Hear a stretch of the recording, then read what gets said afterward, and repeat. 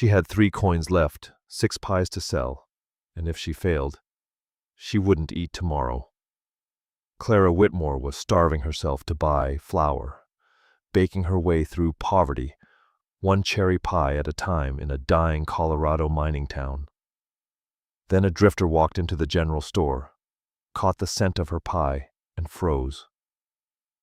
Because it smelled exactly like his dead mother's kitchen, like the cherry pie she used to make on his little brother's birthday, the brother who died in a blizzard because of him.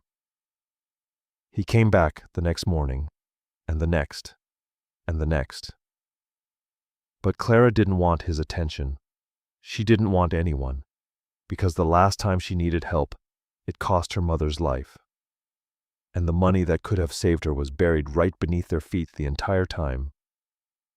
Now a ruthless man is buying up the whole town, and he knows exactly what's hidden under Clara's cabin. She has 17 days before she loses everything, and the only man willing to fight for her is carrying a secret that could shatter the only trust she's ever given. Welcome to Wild West Stories channel, where every trail leads to heartbreak, redemption, and love as wild as the frontier itself. If stories of cowboys, courage, and the untamed heart of the West set your soul on fire, you've found your home. This story reminds us that surviving alone and truly living are two very different things, and the bravest choice isn't pushing people away, but letting them in.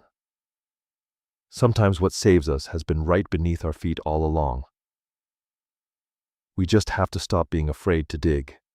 If this story gave you chills, hit that like button and tell me in the comments. What would you have done with 17 days left? Share this with someone who needs to hear it. And if you haven't subscribed yet, join the family and ring that bell. The best stories of the wild frontier are just getting started. Clara Whitmore counted the last of her coins on the table and did the arithmetic she had been avoiding all week. If she did not sell every single pie today, she would not eat tomorrow. It was not the first time, but this time her hands shook harder than usual, and she could not make them stop. The cabin was dark, pre-dawn dark, the kind that pressed against your eyes, and made you wonder if the sun had decided not to bother rising at all.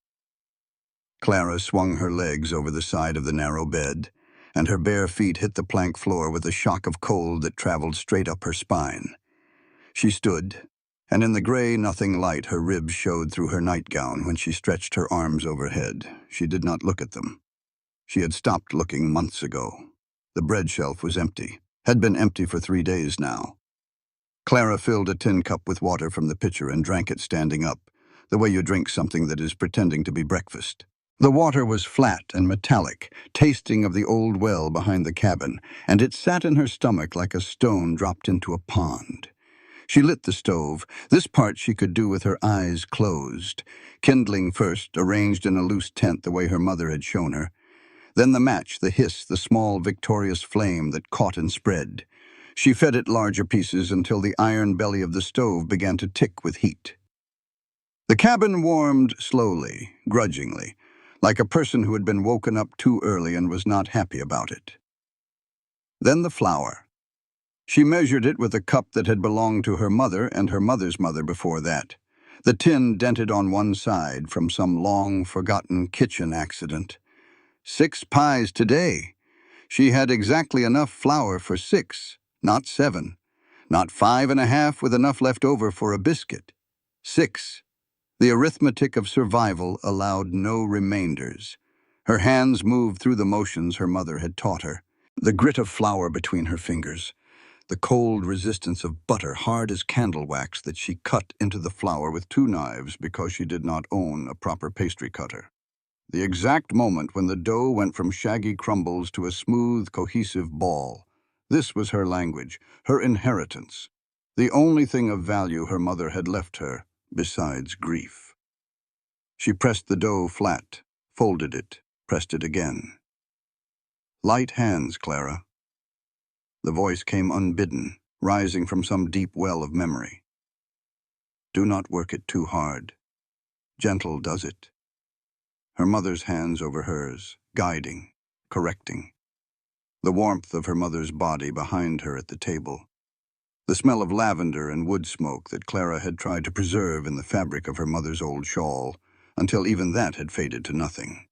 Clara stopped, set down the dough, pressed her flour-dusted palms flat on the table, and breathed through the tightness in her chest. The table. This same table. Her mother coughing blood onto the scarred wood 2 years ago. Clara running through Georgetown in the dark, her feet slapping the dirt street, pounding on Dr. Harlan's door until her fists ached. The door opening. The doctor's face, not unkind but firm. $3. Clara's hand opening to show $1.50 in small coins. The silence that followed. The doctor's eyes shifting away. The walk home that took forever because every step brought her closer to what she already knew. By the time she had run to 3 different neighbors, begging for the difference, by the time old Henderson had pressed the remaining coins into her hand with tears in his eyes, by the time she had sprinted back to the cabin with the money clutched so tight the edges cut her palm, her mother had slipped into delirium. The doctor came. Too late. Always too late when you were poor. Clara had never told anyone the full truth, that her poverty had murdered her mother as surely as the fever, that $1.50 was the distance between life and death, and she had come up short. She would never come up short again. Never. Not if it meant eating once a day, not if it meant patching her one good dress until the patches had patches, not if it meant being alone for the rest of her life.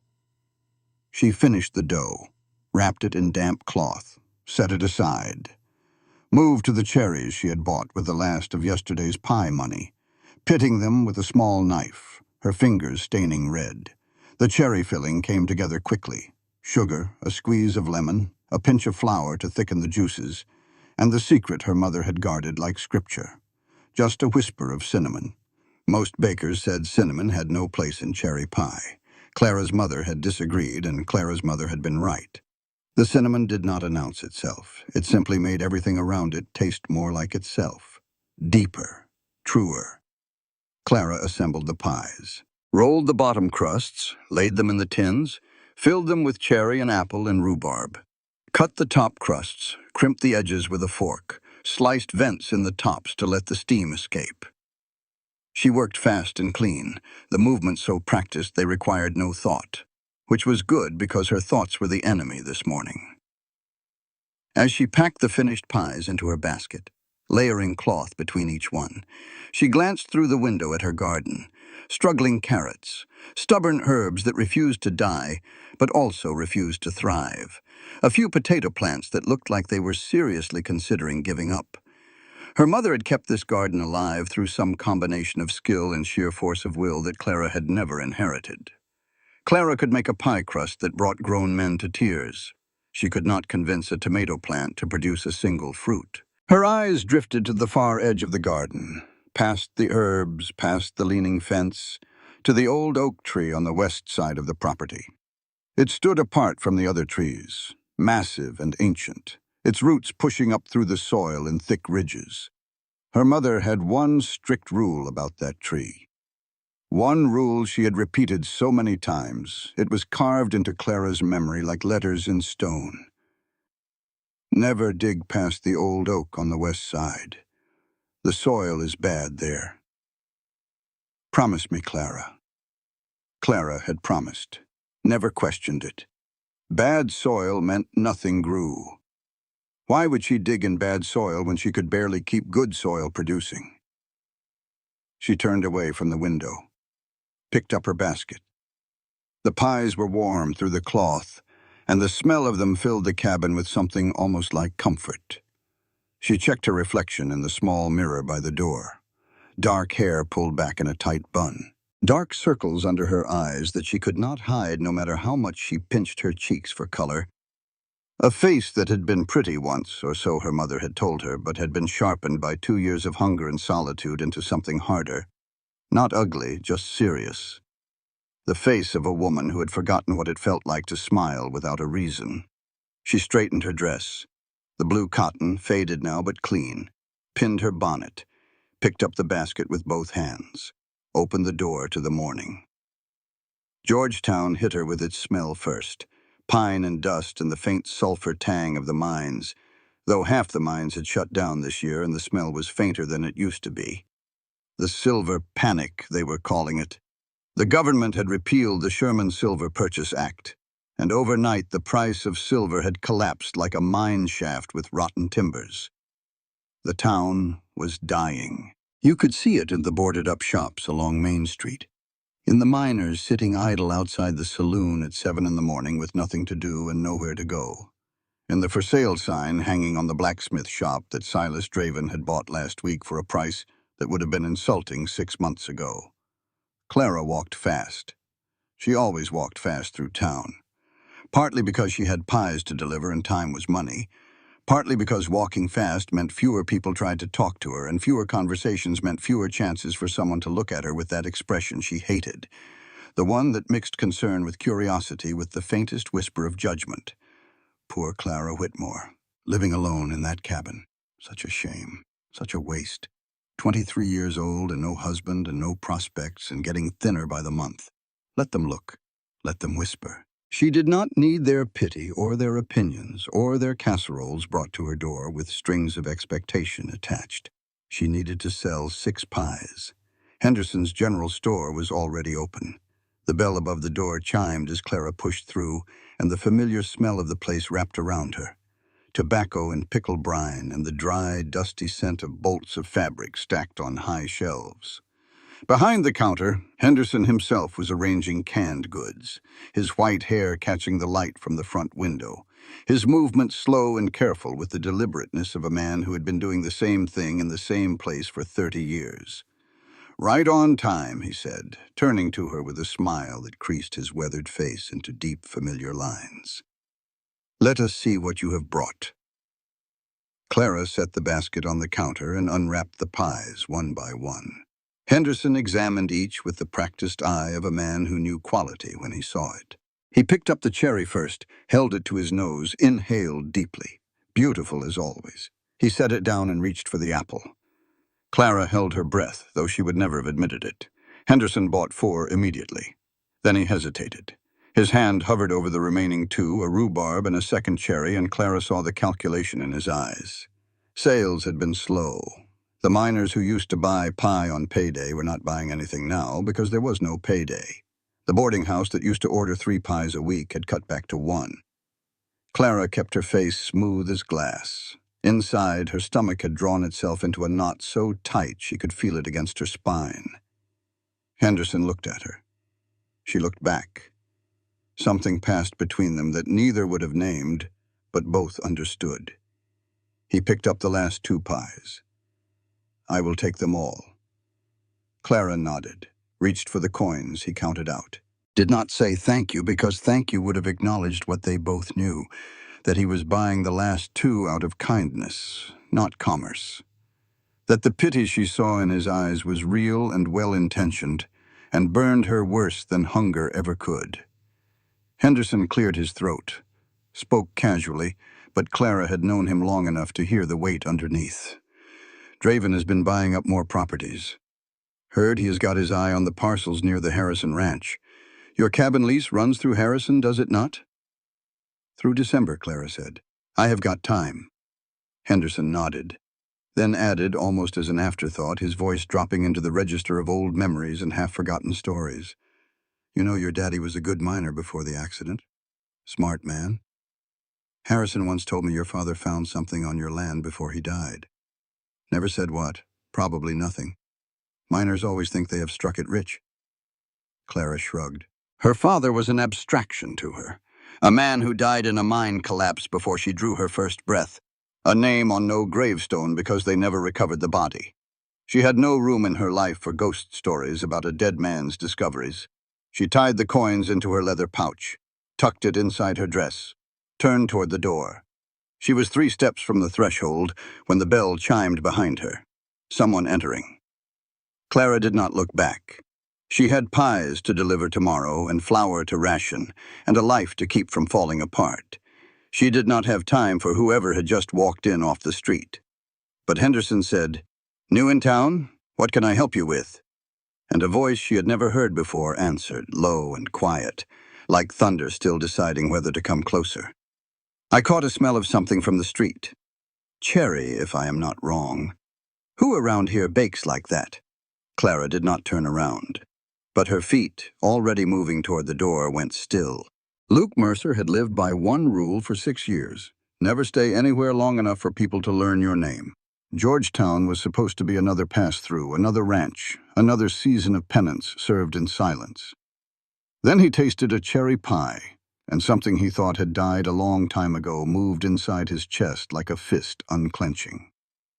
He had ridden into Georgetown 3 weeks earlier on a bay mare that was too good for a drifter and a saddle that was too worn for a man with money. Both were true. The mare was the one extravagance he allowed himself, a well-bred quarter horse he had bought in Montana 2 years ago with money that should have gone to winter supplies. The saddle was 12 years old and had been his father's before that. The leather cracked along the cantle, the stirrup leathers replaced twice. Sewn into the lining of that saddle were $600. 9 years of wages saved one careful dollar at a time, because Luke Mercer might have been a drifter and a sinner and a man haunted by the worst kind of ghost, but he was not a fool with money. He knew the value of a dollar, knew it the way a man knows the weight of a stone he carries everywhere. Georgetown was not an accident. He had aimed for it the way you aim a rifle, deliberate and steady, because Georgetown was where Amos Harrison lived. And Amos Harrison was the great-uncle of Daniel Mercer, age 16, dead 6 years this coming December, killed in a snowstorm in Wyoming because his older brother had been selfish and stupid and young. Luke did not come to ask for forgiveness. He did not believe he deserved it. He came to work, to labor for the old man in silence, to repay an unpayable debt with sweat and broken fence posts and whatever else needed doing.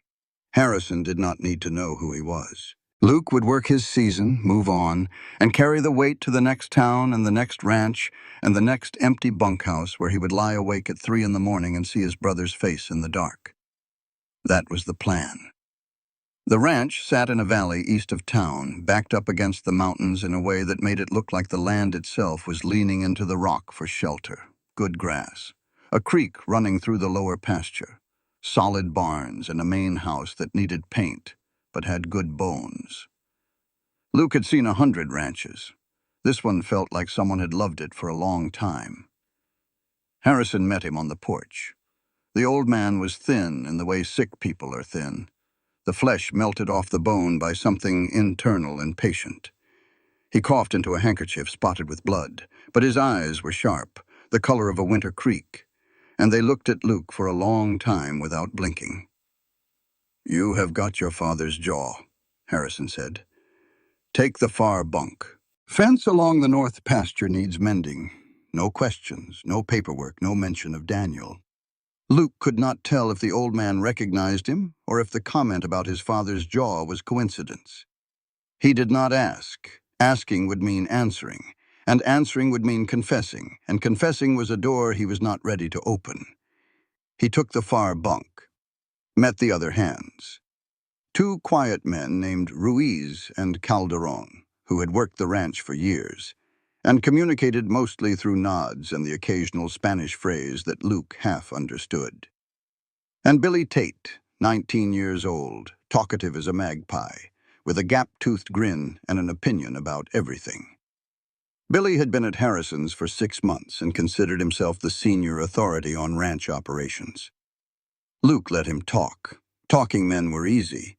They filled the silence so you did not have to. The work was hard and honest and exactly what Luke needed. Mending fence posts in 90-degree heat, the smell of pine resin and horse sweat mixing in the air, barbed wire biting through leather gloves, the ache of muscles that had not done real work in weeks. He threw himself into it with a ferocity that made Billy whistle and Ruiz raise an eyebrow. Luke did not explain. Explaining was another door. On the second morning, Luke walked into Henderson's general store for supplies. Nails and wire and a new pair of gloves because the old ones had finally given up. He pushed through the door and the bell chimed and the smell hit him like a fist to the chest. Not the smell of the store, the smell underneath it. Warm and sweet and buttery, with a thread of fruit and caramelized sugar that wound through the air like a voice calling from another room. He stopped in the doorway, closed his eyes, breathed in. It smelled like his mother's kitchen, like the house in Wyoming before everything went wrong. Like Saturday mornings when she would stand at the counter with flour on her apron and music in her throat, turning simple ingredients into something that made the whole house feel safe. Like Daniel's birthday mornings, when she would make cherry pie for breakfast, because Daniel said birthday rules meant dessert first, and their mother had laughed and agreed. Luke opened his eyes. The store swam back into focus. Henderson was behind the counter, and a young woman was standing near the door, a basket in her hands, clearly on her way out. Luke saw her in pieces. Thinner than she should be, the bones of her wrists too visible above the basket handle. Dark hair pulled back tight. Flour on her left sleeve that she had not noticed or did not care about. Dark circles under her eyes that she had tried to hide and failed. Hands rough from work but precise in their stillness. The hands of someone who knew exactly what they were capable of. And eyes, when she glanced at him for half a second before looking away, that were simultaneously proud and exhausted. The eyes of someone fighting a war that no one else could see. She did not smile, did not speak, just glanced and dismissed and moved toward the door like he was furniture. Henderson said something. The woman answered in a voice that was low and clipped, the voice of a person who measured words the way she probably measured flour, exactly, and with no waste. Then she was gone, the door closing behind her, the bell chiming her departure. That smell, Luke said. The pies. She made those? Clara Whitmore, Henderson said. Best baker in Colorado, and I am not exaggerating. Been selling her pies here since her mother passed 2 years back. 6 a day, every day. It is how she survives. Luke bought the cherry pie, took it back to the ranch, sat on the top rail of the north pasture fence with his legs dangling and the mountains filling the sky in front of him and the pie balanced on his knee. First bite. He closed his eyes again. It was not just good. It was extraordinary. The crust shattered and then dissolved, buttery and light, with just enough salt to make the sweetness sing. The cherry filling was bright and tart and deep all at once, the fruit holding its shape, the juice thick and glossy. And underneath it all, barely there but impossible to miss once you noticed it, a whisper of cinnamon that tied everything together like the last note of a chord. But it was not the technique that undid him. It was the memory. The taste reached into his chest and pulled out something he had been keeping locked in a dark room for 6 years. Daniel, 12 years old, cherry juice on his chin, grinning across the kitchen table with that gap-toothed smile that made everyone within 20 feet smile back whether they wanted to or not. Luke, when can we go on another adventure? Luke, ruffling his hair. Whenever you want, Danny, whenever you want. A promise. Made casually, kept faithfully, and ultimately fatally. Luke set down the pie, reached into his pocket and pulled out the handkerchief. Small white cotton, with wildflowers embroidered along the edge and uneven stitches. The stems were crooked. The petals were different sizes. It looked like something a woman had made, and people always assumed it was. A sweetheart's gift. A mother's keepsake. It was neither. But Luke was not ready to explain that to anyone, least of all himself.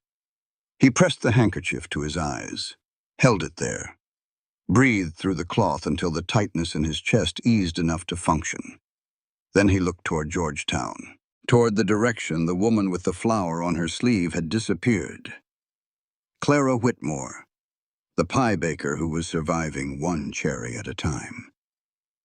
The voice in his head, the one that had kept him alive and alone for 6 years, spoke clearly.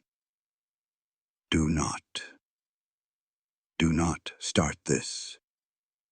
You will break her the way you broke Daniel. Everything you love, everything that loves you, ends up in the ground. He pocketed the handkerchief, picked up the pie, ate another bite. The cinnamon found him again. He went back to work, But the next morning he rode back to Henderson's store, and the morning after that. He told himself it was about the pie. By the third morning he had stopped lying about it. The third week Luke came to buy pie. Clara caught herself baking a seventh. The one nobody ordered. The one meant for him. She threw it in the waste bin, fished it out, threw it away again. It ended up on the shelf, cooling untouched, and she hated herself equally for both decisions. She hated the way she had started listening for the bell at Henderson's store, the way her eyes would drift to the door at a certain hour of the morning, waiting for the tall shape of him to appear against the streetlight. The way his voice, low and steady like a river over smooth stones, had taken up residence in her head and refused to be evicted. 3 weeks. He came every day, bought a pie, exchanged a few words with her, never too many, never too few. Just enough to be noticed, like that whisper of cinnamon in her cherry filling. And every day, Clara resisted. When he asked about her baking, she answered in clipped sentences. When he asked about her life, she cut him off. "I do not recall inviting you into my business, Mr. Mercer." When he complimented her pies, she nodded once and changed the subject. She was a fortress, walls up, gate down, boiling oil at the ready. The problem was that Luke Mercer did not lay siege. He just sat outside the walls and waited. He did not push, did not get offended, did not try to scale anything or batter anything down. He simply showed up day after day and treated her rudeness with the same patient respect he would have given kindness. And that, more than any grand gesture or pretty speech, was slowly driving Clara Whitmore out of her mind. She wanted him to be angry, wanted him to take offense, wanted a reason, any reason, to dismiss him as just another man who could not handle being told no. His patience denied her the exit she was looking for, and she did not know what to do with a man who refused to give her a reason to push him away. Thursday evening. A knock on her cabin door that was not Luke. Clara opened it to find Nell Foster standing on her porch, a stolen bottle of whiskey in one hand and a split lip glistening in the fading light. Nell was 20 years old, pretty in a hard-edged way that came from living a hard-edged life. She worked at the Elkhorn Saloon, not by choice. Her father had died the previous year and left her with nothing but debts, and the saloon owner had offered to cover the burial costs in exchange for Nell's labor. The terms of that labor were flexible and frequently ugly. Nell did not talk about the details. Clara did not ask. There were some things you understood about another woman's life without needing the words. They had found each other the way two lost animals find each other in a storm. Not out of affection at first, but out of recognition. Two women who did not belong anywhere in Georgetown's social order, sitting on the edges of everything, watching the town from the outside. Clara took the whiskey. Let Nell in. They sat at the table where Clara's mother had died, and Nell pressed a damp cloth to her lip while Clara poured 2 glasses. Nell drank, looked at Clara over the rim. Her eyes, green and sharp, missed nothing. "You are skinnier than last month, Clara. I am fine. You are starving yourself to buy flour. I have seen you at Henderson's. You buy ingredients, but you never buy food for yourself. When was the last time you ate a proper meal?" Clara sipped her whiskey. It burned going down. "I eat." Nell stared at her for 3 full seconds, then shrugged. "All right, keep lying. I am too tired to fight about it tonight." They drank in silence for a while. The cabin creaked in the wind. Outside, the last light was draining from the sky, turning the mountains into dark cutouts against a bruised purple horizon. Nell said, "Draven has got surveyors out near the Harrison property. Word at the saloon is he thinks there is silver still in those hills. Different vein than the Monarch mine, closer to the surface." Clara barely registered it. Her mind was 3 weeks deep in a problem shaped like a tall cowboy with gray-blue eyes and a habit of buying cherry pie. "Also," Nell added casually, "there is a new ranch hand at Harrison's. Tall, quiet, comes into town every morning to buy your pie like it is church and your cherry filling is the gospel." Clara set down her glass harder than she intended. Can we talk about something else? Nell grinned. The split lip cracked fresh, and she winced. Absolutely. Let us talk about why you are blushing. I am not blushing. It is the whiskey. Clara Whitmore, I have known you for a year, and I have never once seen you blush. That man has gotten under your skin. Nobody is under my skin. I sell pies. He buys pies. That is the entire story. Nell held up her hands. Whatever you say. But for what it is worth, the girls at the saloon say he does not drink, does not gamble, and does not visit the back rooms. That makes him either a saint or a lunatic, and either way he is more interesting than anyone else in this town. Clara cleaned up the glasses after Nell left and stood in the dark cabin listening to the silence. The silence used to feel like armor. Tonight it felt like a room with the walls too close. 3 miles east at the Harrison Ranch, Luke Mercer was wrestling with a different kind of storm. The horse was a 3-year-old stallion, coal-black with a white blaze on its forehead, and a temperament that suggested he had personally decided that no human being would ever sit on his back as long as he drew breath. Harrison wanted him broken for sale. Luke had volunteered because breaking horses required the kind of total physical concentration that left no room for thinking about a woman with flour on her sleeve and sadness in her eyes. He stood in the round pen with the rope in his hands, the horse circling at the far end, nostrils flared, whites of his eyes showing. The dust rose in clouds around them, getting between Luke's teeth, coating his tongue with grit. The rope burned his palms through the leather gloves. The sun was a hammer on the back of his neck. "Easy, boy," Luke said. His voice was low, pitched below the horse's panic. "Just steady.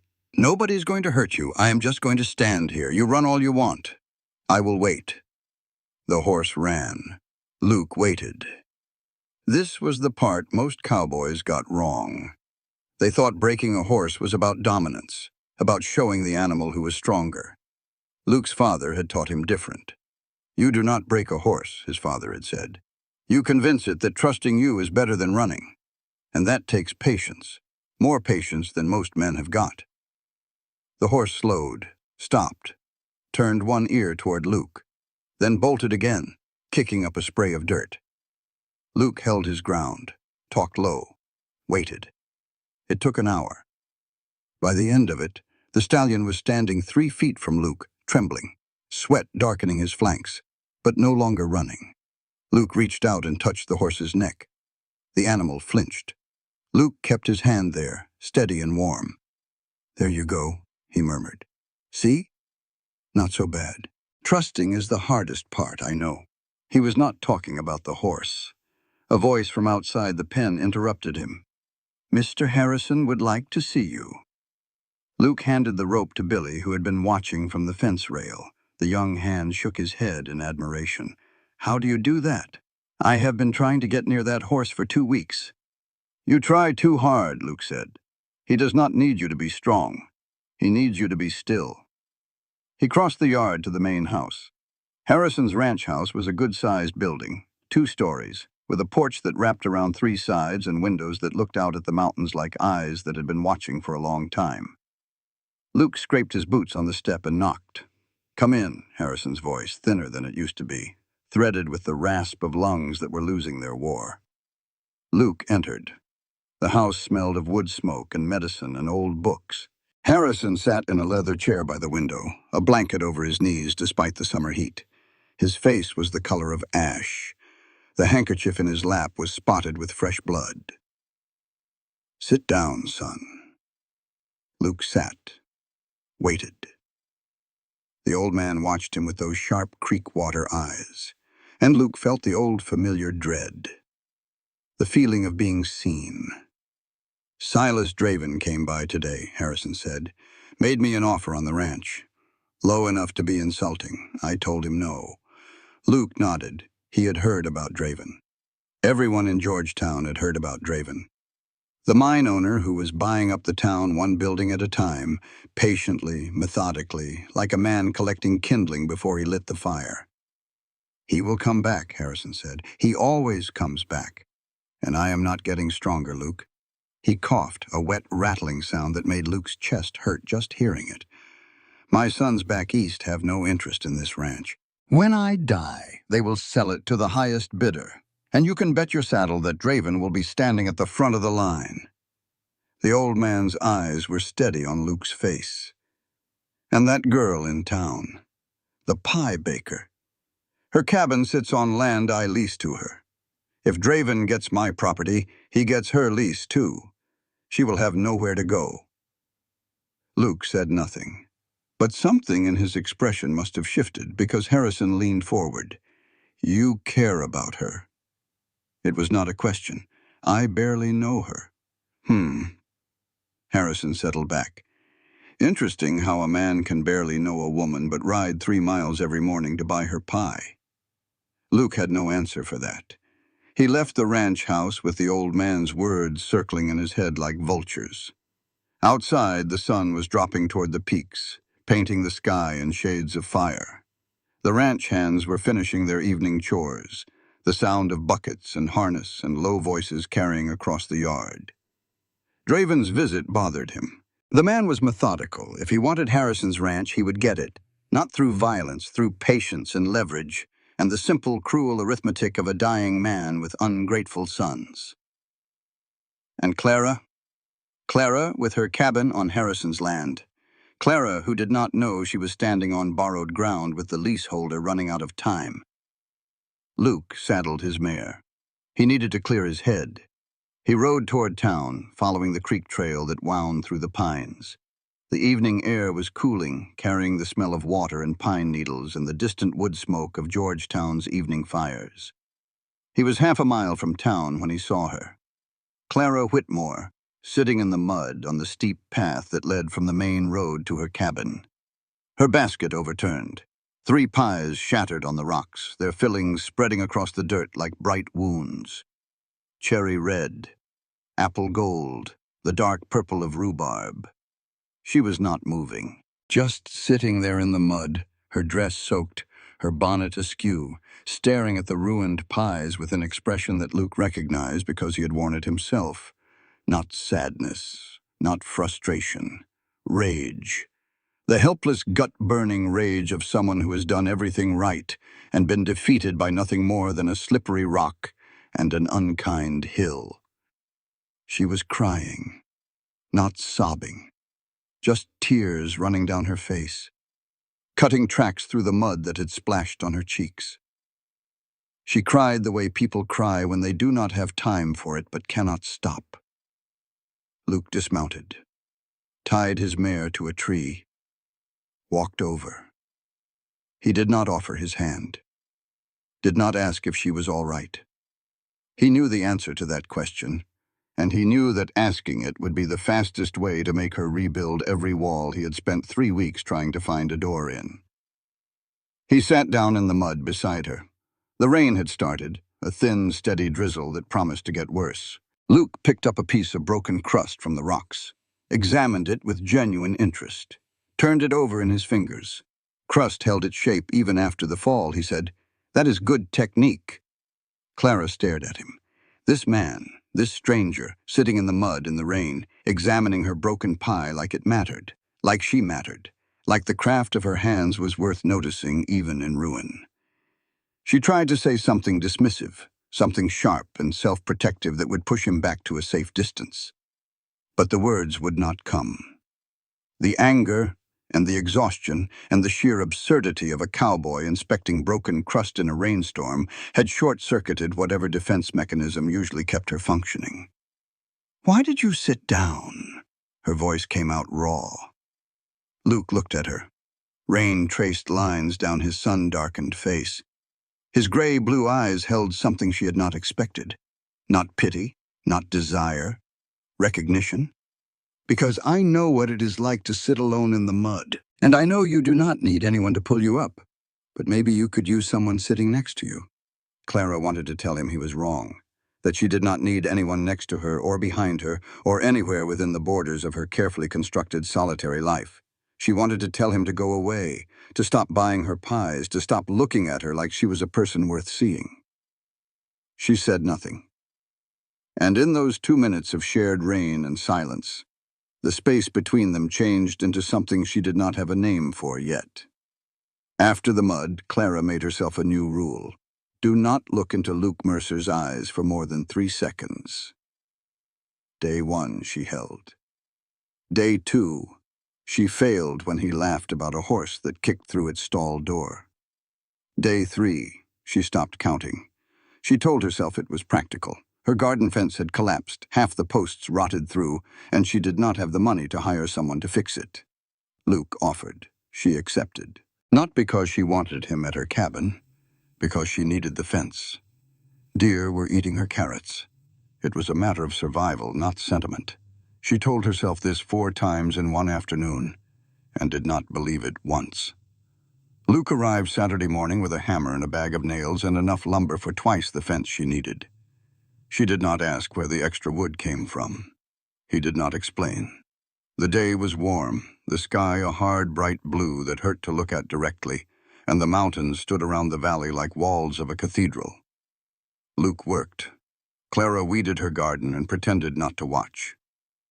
But she watched. She watched the way he measured each post with his eyes before cutting, precise without needing to fuss. The way his shoulders moved under his shirt when he swung the hammer, the fabric pulling taut across muscle that came from years of real work, not vanity. The way he paused every few minutes to push his hat back and wipe his forehead with that handkerchief, the one with the embroidered flowers that did not match anything else about him. She was studying a particularly stubborn weed root when she heard it. A sound from the tree line that did not belong to the morning. Branches cracking. Something heavy moving through the underbrush with the slow, deliberate weight of an animal that was not in a hurry, because nothing in these mountains was bigger than it was. Clara looked up. The bear emerged from the pines at the edge of the clearing. A black bear, maybe 300 pounds, with a dark, glossy coat and small eyes that were fixed on the cabin. On the windowsill where a cherry pie was cooling, Clara froze. Every muscle in her body locked at once, her hands still wrapped around the weed root, her knees in the dirt, her breath stopped in her throat. The bear was 40 feet away, maybe less. Close enough that she could see the individual hairs on its muzzle, the way its nose twitched as it pulled the scent of cherry and sugar from the air.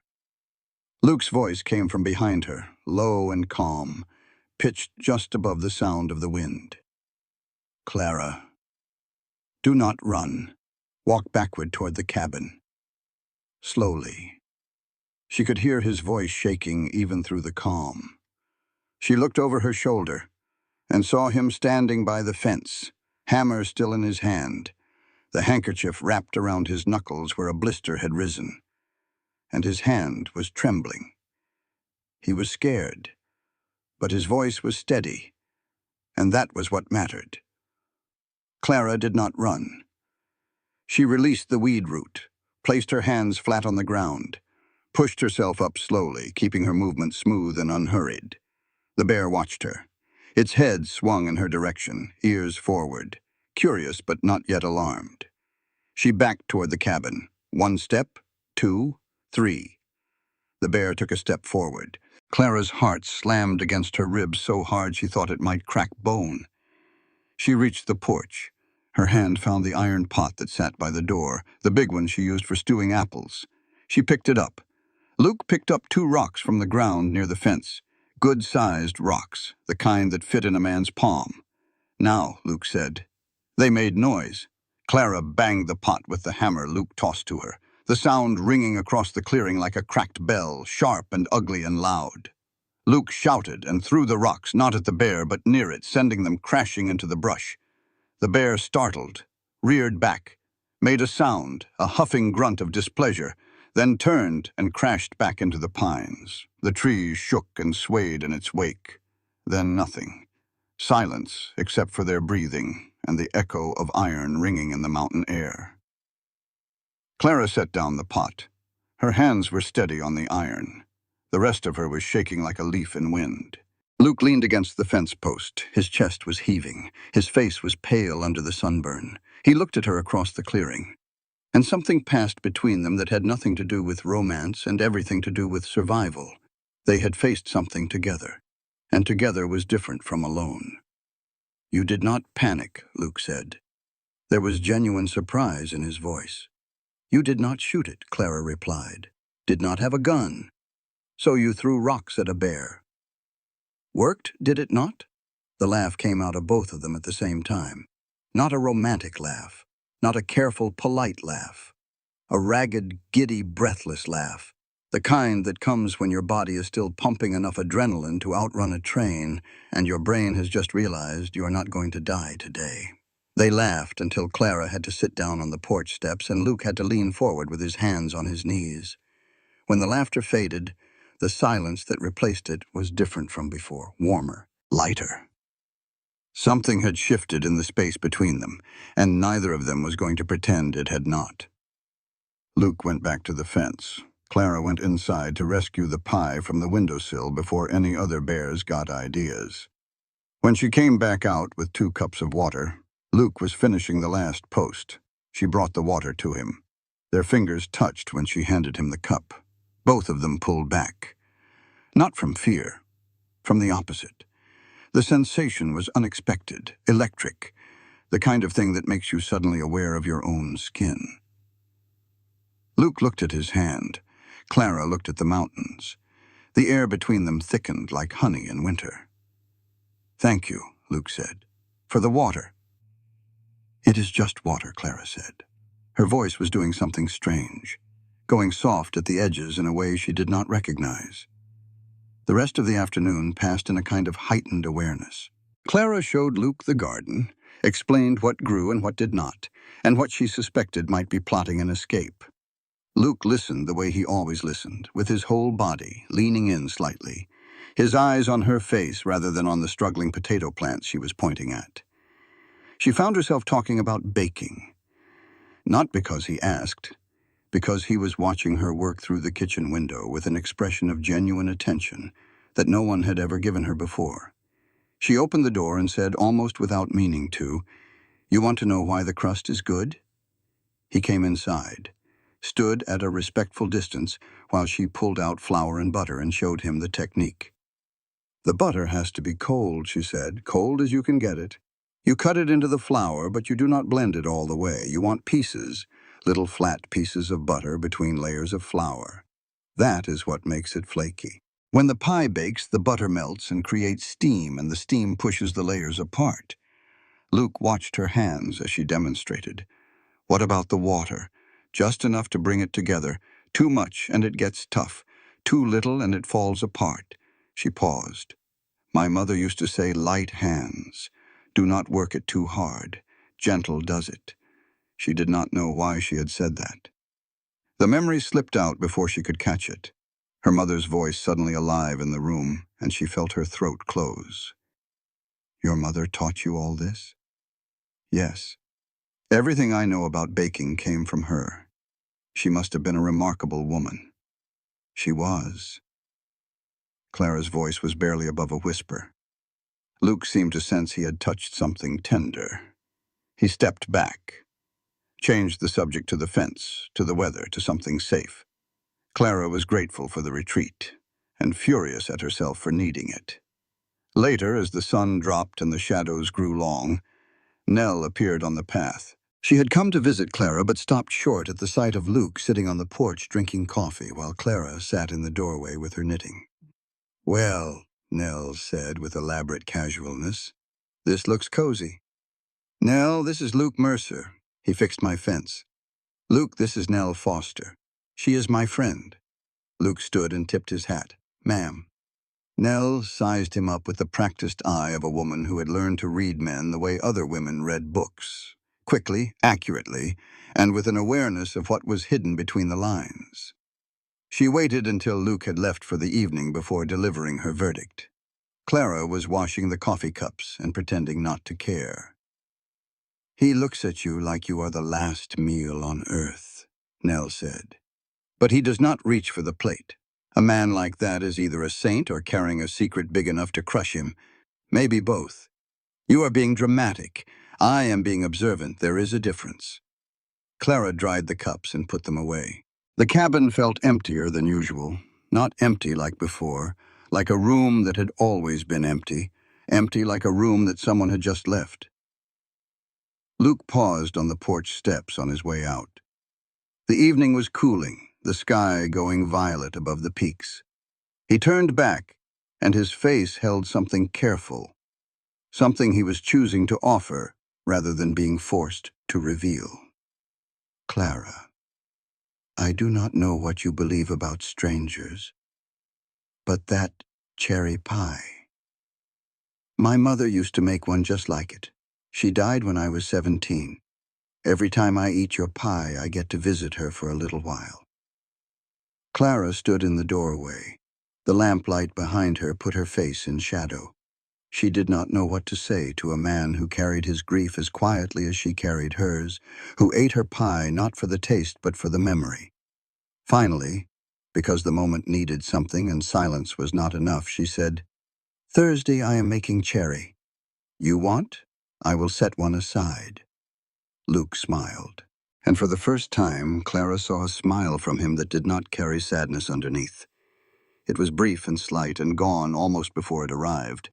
But she saw it, and it did something to her chest that she was not prepared for. He rode off toward the ranch, dissolving into the tree shadows. Clara stood on the porch watching until she could not see him anymore. Then she looked down at her hand, still warm where their fingers had touched over the water cup. She closed her fist, opened it, closed it again. "Stop it, Clara," she whispered. But she did not know what she was telling herself to stop. There were two things Luke Mercer feared more than death: love and the truth. Both were catching up with him in Georgetown faster than he could run. He found excuses. That was the shameful part. A man who had survived 6 years of self-imposed exile by the discipline of keeping his distance was now manufacturing reasons to ride 3 miles into town. The firewood delivery was the first. He had cut more than the ranch needed, and the surplus was just going to rot, he told himself. Clara's cabin could use the extra wood before winter. Practical, neighborly, nothing more. Then the roof inspection. He noticed a few loose shingles when he was fixing the fence, mentioned it to Clara, offered to take a look. She hesitated for 3 seconds before saying fine, and those 3 seconds told him everything he needed to know about the war she was fighting inside herself. The same war he was fighting. Then the riding past Henderson's at exactly the time she delivered pies, every morning, like clockwork, like a man who had memorized another person's schedule and arranged his own around it. He was breaking every rule. He knew it, could not stop, did not want to stop, and that was the most terrifying part. At the ranch, he threw himself into work with a ferocity that bordered on self-punishment. The black stallion from the round pen had become his project. Every morning before dawn, Luke was in the pen, talking to the animal, letting it get used to his voice, his smell, his steady, patient presence.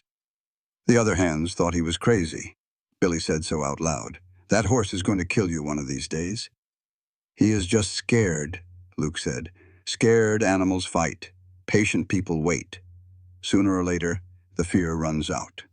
On the 9th day, the stallion let Luke touch his neck. On the 11th, Luke laid a blanket across his back.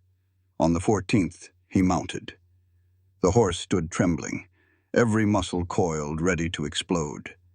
Luke sat perfectly still, breathed, waited. The stallion turned his head and looked at Luke with one large, dark eye. Something passed between them. The horse exhaled. The trembling stopped. Luke leaned forward and rested his forehead against the animal's neck. "There you go," he whispered. "Trusting is the hardest part." "I know." Billy, watching from the fence, whistled. "I will be damned." "How do you do that?"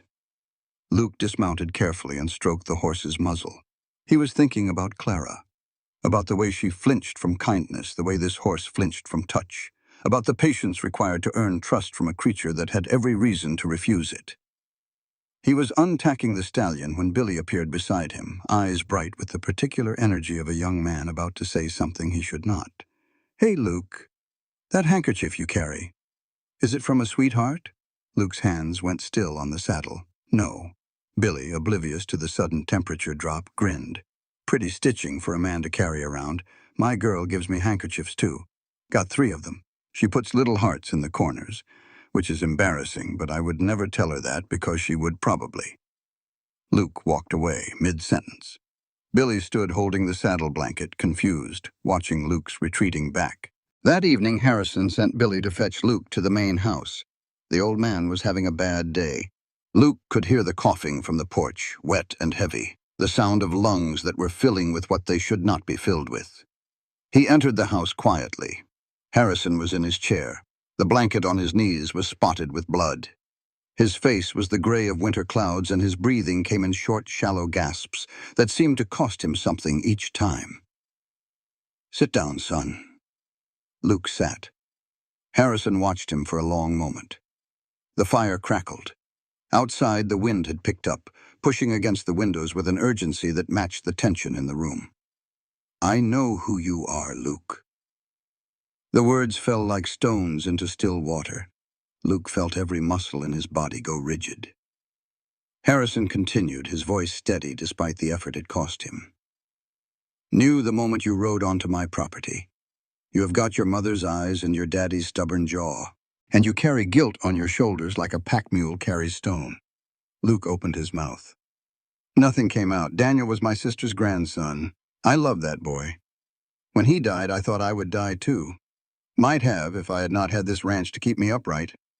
Luke found his voice. "Mr. Harrison, I need to tell you, I know what happened." Harrison raised a hand, and though the hand trembled, the authority behind it was immovable. "I know you went to town that night. I know the storm came. I know about the horses.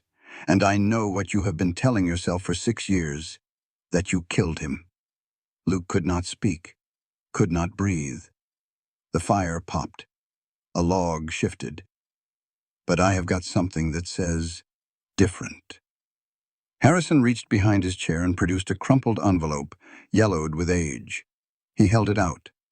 "Daniel wrote that the morning before your last ride. Sent it to me with a mail rider. I did not read it until after I got the news. Open it." Luke's hands were shaking so badly he could barely grip the paper. He pulled out a single sheet, pencil on cheap stock, the handwriting slanting and boyish.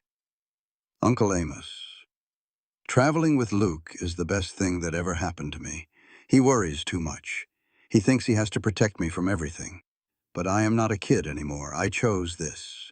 Every mile I chose to follow him. He is my brother and my best friend, and wherever he goes, I go.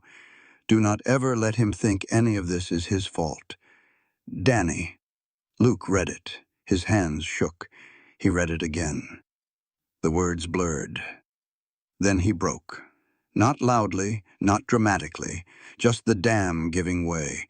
Tears running into his beard, his shoulders curling forward, 6 years of stone crumbling into rubble in a dying man's sitting room.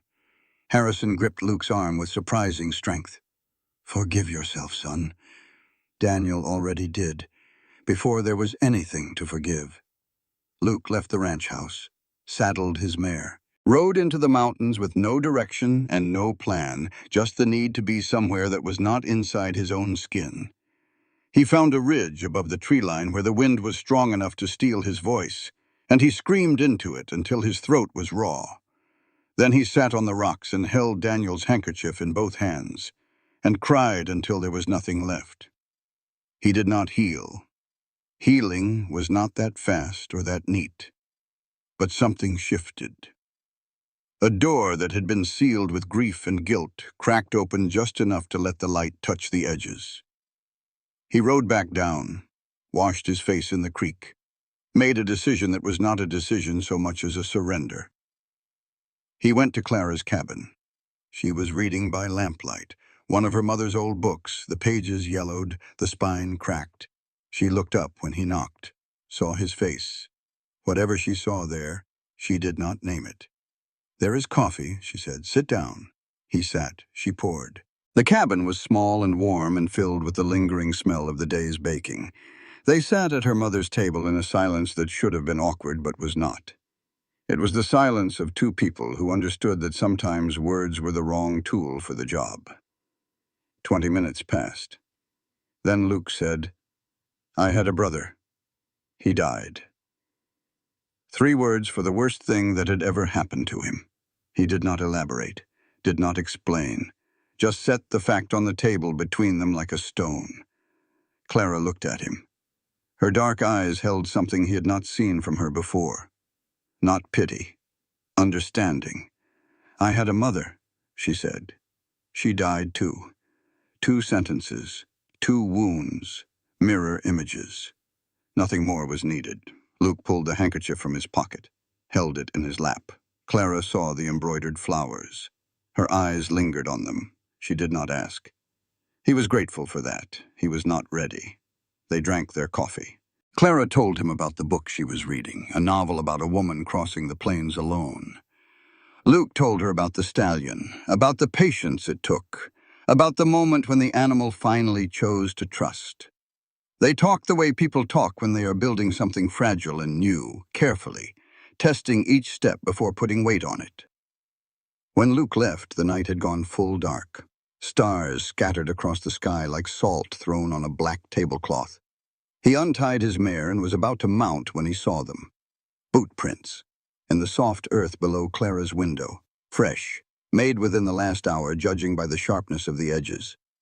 Large boot, worn left heel, hobnailed sole, the kind of sole worn by miners or men who worked for men who owned mines. Luke crouched, studied the prints. Someone had been standing here watching through Clara's window while he and Clara sat at her table drinking coffee. The thought sent ice down his spine. He did not tell Clara. Not yet. Not until he knew more. But he memorized the prints, the size, the wear pattern, the spacing, and he filed them away in the part of his mind that knew how to track. He mounted his mare, looked up at Clara's cabin where the lamp had just gone dark behind her curtain. The forest swallowed the silence whole, and for the first time in 6 years, Luke Mercer wanted to stay somewhere. Not to pay a debt, not to punish himself, but to stand between someone he was starting to love and whatever was coming out of the dark. Clara knew she was in trouble the day she caught herself singing in the kitchen. She had not sung since her mother died, and the song she was humming, she was not singing it for herself. She was singing it for the man she hoped would knock on her door at 3 o'clock the way he had every day that week. 6 weeks since they met. The days had taken on a rhythm that Clara had not asked for and could not seem to break. Mornings were for baking and delivering. Afternoons were for Luke. He came to the cabin after his ranch work, and they did things together that should have been ordinary, but were not. She taught him to roll pastry, and the sight of his large, calloused hands trying to handle delicate dough with the same care he used on a frightened horse made her heart do something complicated. He taught her to season meat the way ranch hands did over open fire, rubbing salt and dried herbs between his palms until the mixture was fine as dust, then pressing it into the surface of the cut with his thumbs. Sundays they sat on the porch and talked until the sky turned dark and the stars came out, and neither of them wanted to say goodnight. Clara tried to fight it. She tried every weapon in her arsenal. Sarcasm, silence, the sharp tongue that had kept every other human being in Georgetown at a safe distance for 2 years. None of it worked on Luke Mercer, because he did not fight back. He just absorbed her sharpness the way the earth absorbs rain, patiently without complaint, and kept showing up. Midweek. A day Clara did not know about until the consequences arrived. Luke had been watching Draven. The mine owners' campaign against Georgetown was accelerating. He had bought the feed store, raised rents on the properties he already owned. Henderson was under pressure, his face growing grayer by the week as Draven's offers to buy the general store grew more insistent and less polite. And 3 more times Luke had found boot prints near Clara's cabin window, fresh ones each time. Someone was watching her. Without telling Clara, Luke saddled his mare and rode to Draven's office in town. The office occupied the 2nd floor of the old assay building, a room that smelled of cigar smoke and ambition. Draven sat behind a desk made of dark wood, his hands folded, his expression the carefully neutral mask of a man who had long ago decided that other people's emotions were tools to be used, not shared. "Leave Clara Whitmore alone," Luke said. "I will leave Georgetown. Whatever you want with her property, that is between you and Harrison. But you stop watching her cabin." Draven listened the way a cat listens to a mouse explaining why it should not be eaten, with polite interest and no intention of complying. "I appreciate your concern for the young lady," Draven said, "but her property is a business matter, and I do not negotiate business with ranch hands." Luke left. He had not expected Draven to agree. He had hoped foolishly that the gesture would at least slow things down. Instead, it made them worse. Within 2 days, word had spread through Georgetown like fire through dry grass. Luke Mercer offered to leave town. Guess he is not so serious about that pie baker after all. Draven's foreman told his fiancée, Sarah Pruitt. Sarah told the women at the dry goods store. The women told their husbands. The husbands told Henderson. Henderson told his wife. Henderson's wife, out of genuine concern, told Clara. Clara heard the news and felt something cold and familiar settle into her chest. The old armor. The old certainty that trusting someone was just another word for handing them a knife and showing them where to cut. She did not confront Luke immediately. She filed it away. But the walls that had been slowly, carefully, brick by brick coming down began to rebuild themselves in the dark. Sunday. The day that would change everything and ruin everything and ultimately save everything, though Clara did not know that yet. She was rolling dough. Luke was behind her, watching her hands work, close enough that she could feel the warmth of him without touching. She turned to reach for the flour canister and found herself suddenly inches from his face, close enough to smell soap and leather and the sun baked into his shirt, close enough to see the fine lines at the corners of his eyes, the ones that came from squinting into bright sky, close enough to see the exact shade of his irises, gray at the edges, bleeding to blue in the center, like mountains before a storm. There was flour on her cheek. She felt it there, a small patch of white on her cheekbone. Luke raised his hand. His thumb brushed the flour away. Light. Careful. The pad of his thumb warm against her skin. His fingers stayed there 3 heartbeats longer than necessary. Clara stopped breathing. The kitchen contracted around them, the cabin walls pressing in. The afternoon light going thick and golden like honey poured through the window. She could feel her pulse in her throat, in her wrists, in the soles of her feet on the floor. Luke stopped breathing too. His hand was still on her face. His eyes were on hers. And in them, she saw something that terrified her more than the bear, more than poverty, more than the memory of her mother dying on this very table. She saw a man who was falling in love with her and was just as scared as she was. She stepped back. "Flour. Thanks." Luke swallowed. His hand dropped to his side. "Do not mention it." They went back to the baking, both of them with trembling hands. That evening, Nell appeared. Clara and Nell sat on the cabin steps while Luke was inside cleaning up the kitchen, and Clara told Nell some things. Not all things, not the important things, but enough. Nell was quiet for an unusually long time. Then she said, "You love him." "I do not." "Clara. You change the song you hum when you bake. You pin flowers in your hair on Sundays. And you have stopped starving yourself because you want to look alive for somebody. That is love." Clara opened her mouth to argue, closed it, opened it again. Nothing came out that was not a lie. Nell squeezed her hand. "It is all right to be scared, but do not let being scared make you mean." Evening, the porch. The sky doing its nightly performance of turning every color God ever invented before settling on dark. Luke was telling a story about the black stallion kicking down its stall door and Billy trying to catch it with a rope and a prayer, and neither one working. Clara laughed. A real laugh, unguarded, the sound rising from her belly and escaping before she could catch it. The kind of laugh she had not made since her mother was alive. Luke stopped talking. looked at her. His expression changed. The humor drained away, and something else replaced it, something deeper, more painful, more beautiful. He looked at her the way a man looks at a sunrise he knows he does not deserve. He kissed her, or she kissed him. Afterward, neither of them could remember who moved first. It did not matter. What mattered was the kiss. It was not graceful, not practiced. Not the kind of kiss that happens in stories where both people know exactly what they are doing. It was the kiss of two people who had been alone for too long and were terrified of what they were feeling and did it anyway. It tasted like cherry pie and coffee. Clara pulled back, not because she did not want it, because she wanted it so much that the force of the wanting scared her more than anything she had faced in her 23 years of life. "Do not," she said. But her hand was still gripping his shirt, her fingers tangled in the fabric over his heart. Luke looked at her hand. "You said do not, but you have not let go." Clara looked down. He was right.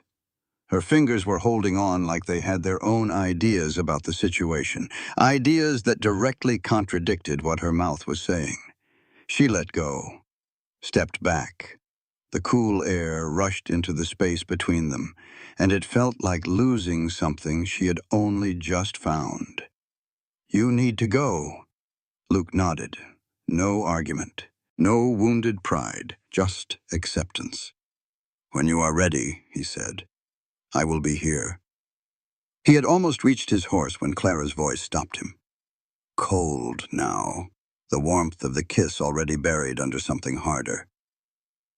"Is it true you went to Draven and offered to leave town?" Luke turned. His face told her everything. Caught, guilty, not of a crime, but of a decision made without her consent. "I was trying to protect you. By deciding for me? By going to the man threatening my home and bargaining with my life as if I was not in the room? Clara, I did not mean.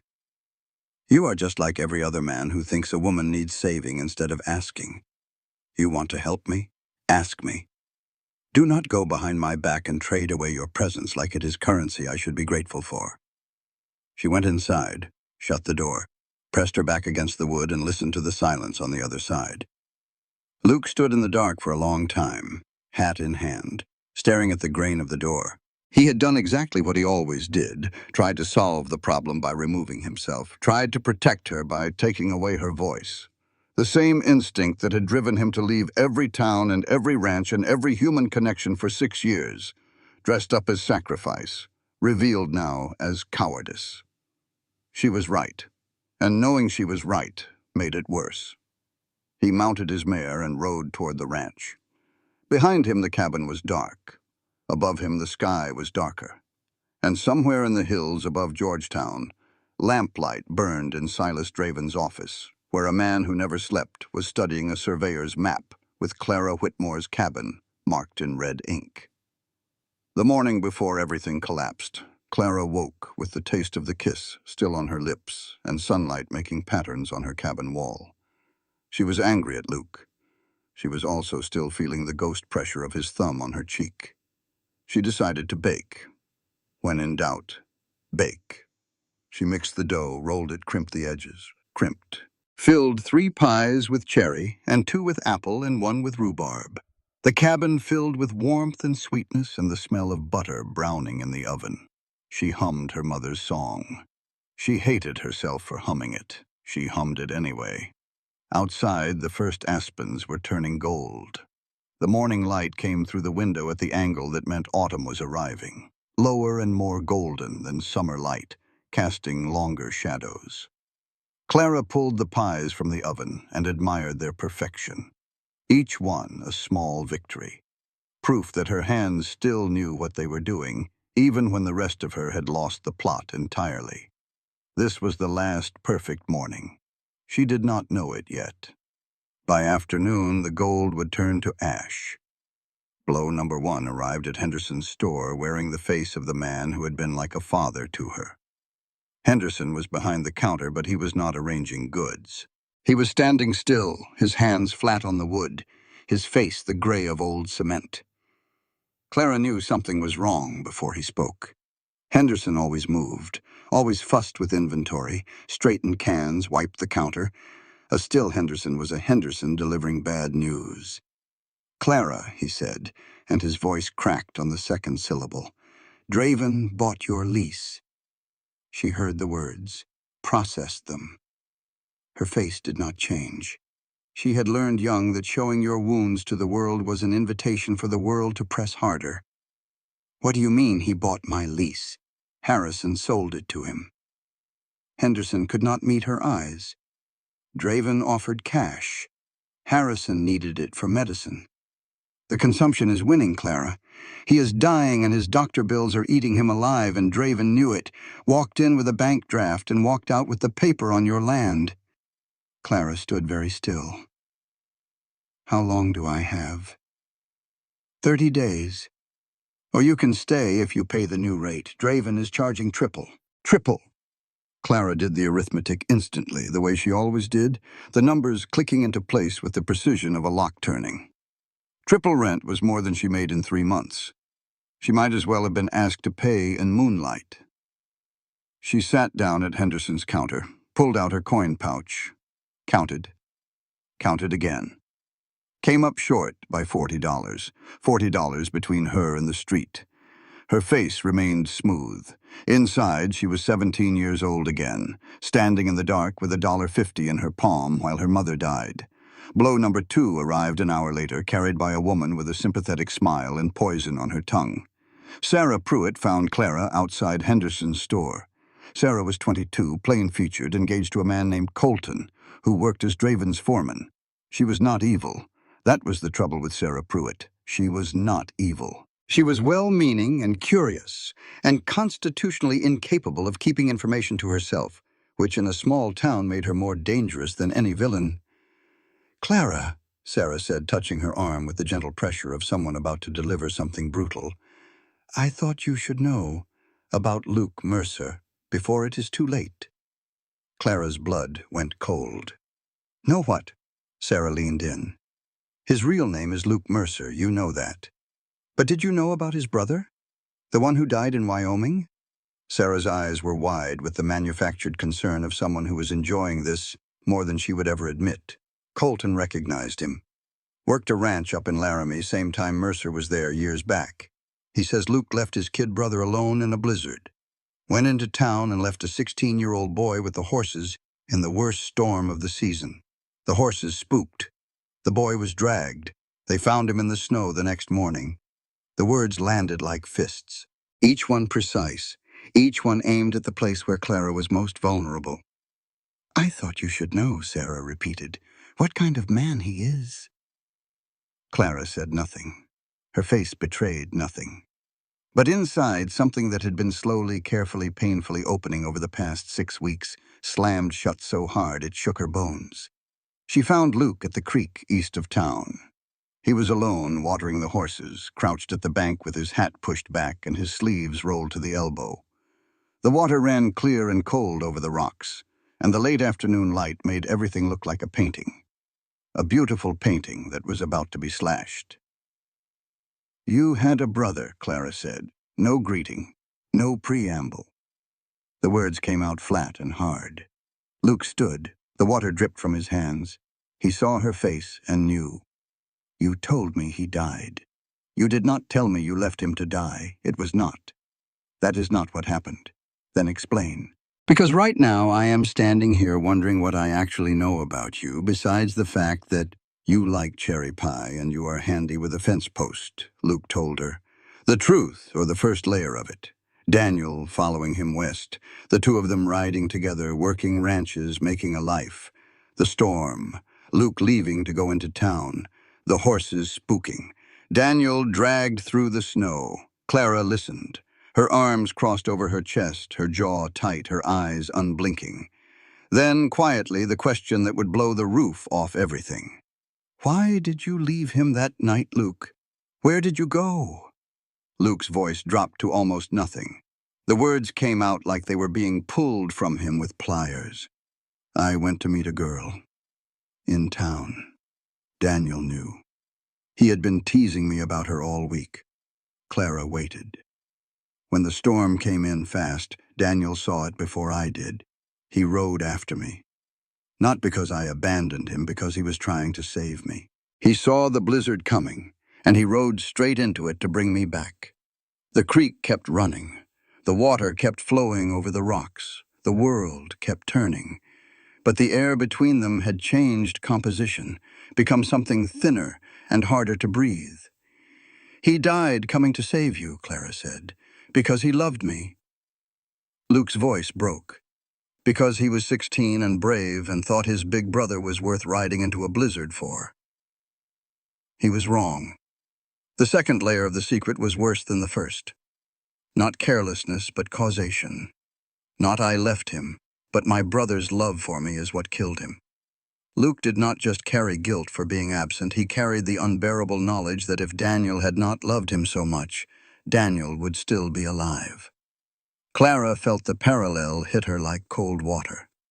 Her mother died because Clara could not afford to save her. Daniel died because he loved Luke too much to let him die. Two people destroyed by the people who loved them most. She understood.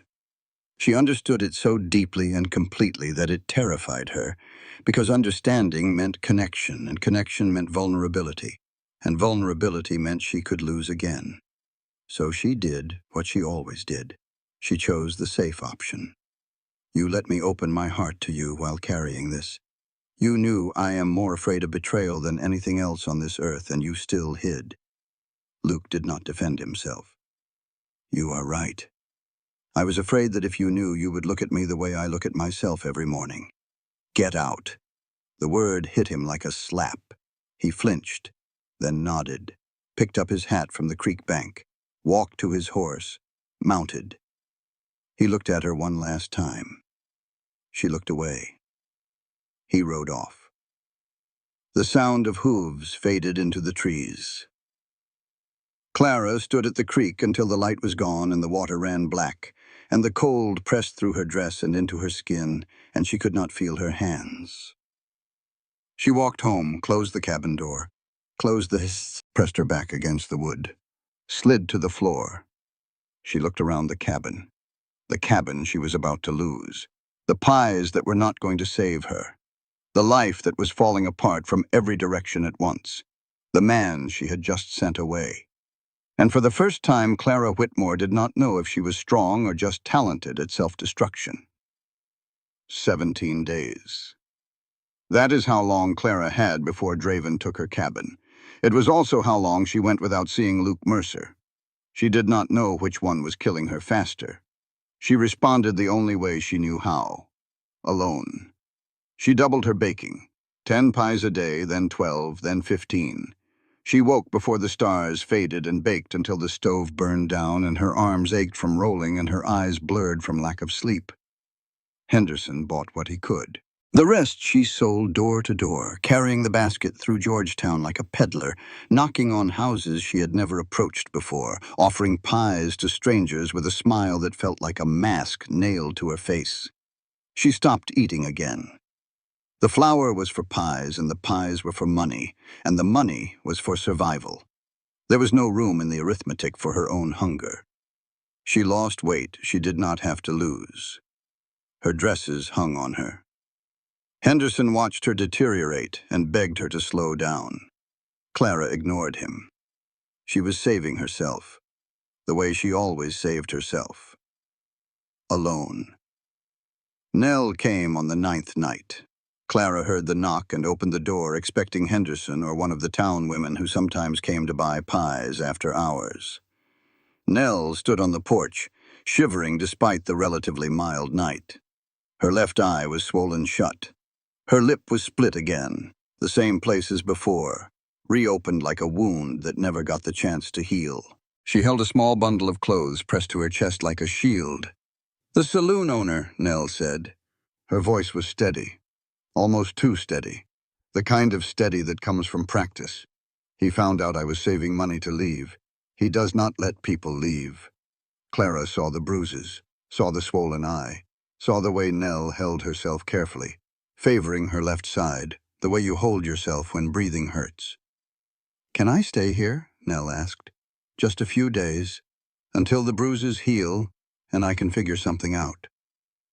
Clara looked at her friend, looked at her cabin, at the half-made pies on the table, at the flour she had rationed to the last cup, at the countdown in her head that said 13 days until Draven and the street and nothing.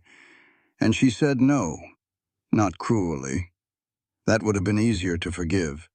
She said it practically, logically, with the calm, rational voice of a woman who had decided that survival mathematics did not include variables for other people's pain. I can barely feed myself, Nell.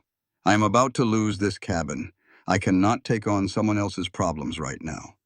The words came out smooth and reasonable, and they were the worst thing Clara Whitmore had ever said.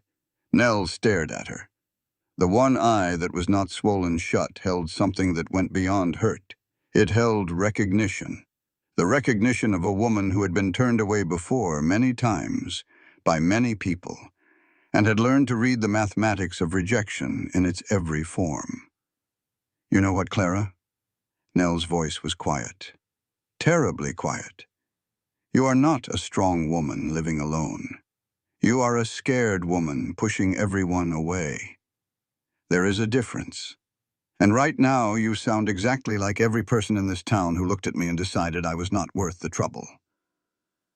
Nell picked up her bundle, walked off the porch, disappeared into the dark. Clara stood in the doorway. The silence that used to feel like armor now felt like a coffin. The air in the cabin pressed against her skin. The half-made pies on the table looked obscene, flour and sugar and butter, the ingredients of something nourishing, assembled by a woman who was letting her only friend walk into the night with a black eye and nowhere to sleep.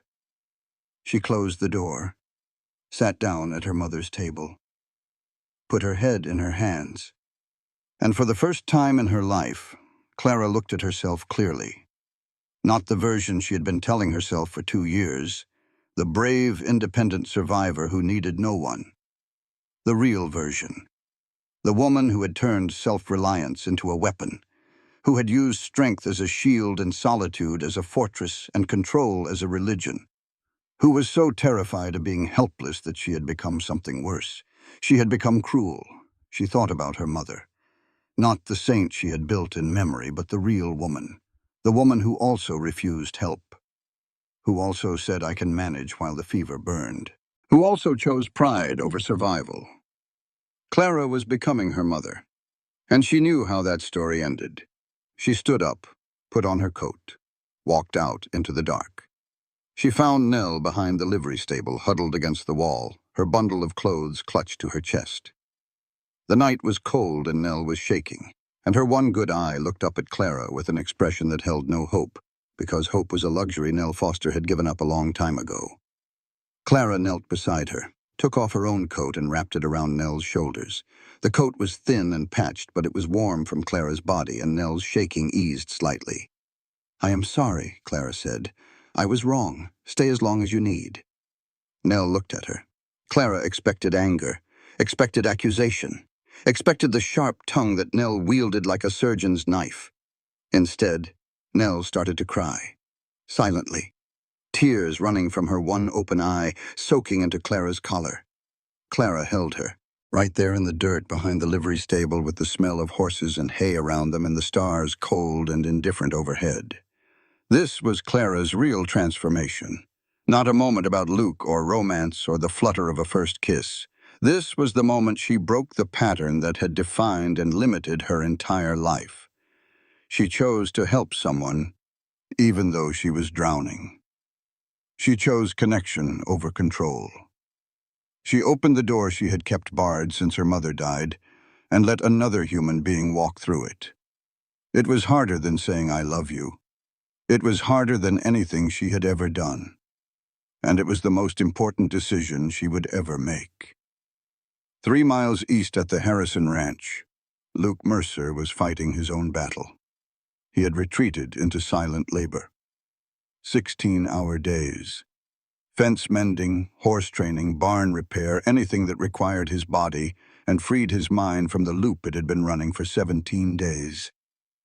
Clara's face when she said, "Get out." The sound of her door closing. The empty space where she used to be. Harrison summoned him on the 15th day. The old man was worse. Confined to bed now, his voice a whisper, his face the color of candle wax. But his eyes were the same, sharp, seeing. "You are running again," Harrison said. "Just this time you are doing it standing still." Luke stood at the foot of the bed. He did not argue. There was nothing to argue with. "Sit down, son. I have got one more thing to tell you, and I have not got much time left to tell it." Luke sat. "Draven is not just after my ranch. He is after that girl's land. There is a silver vein running under her cabin. Her daddy found it 20 years ago. Told me before he died in the mine. Asked me to keep it secret. Said he did not want it mined. Said it was cursed ground." Harrison coughed. Blood appeared on his lips. He wiped it away with the handkerchief on his pillow. Clara's mother knew too.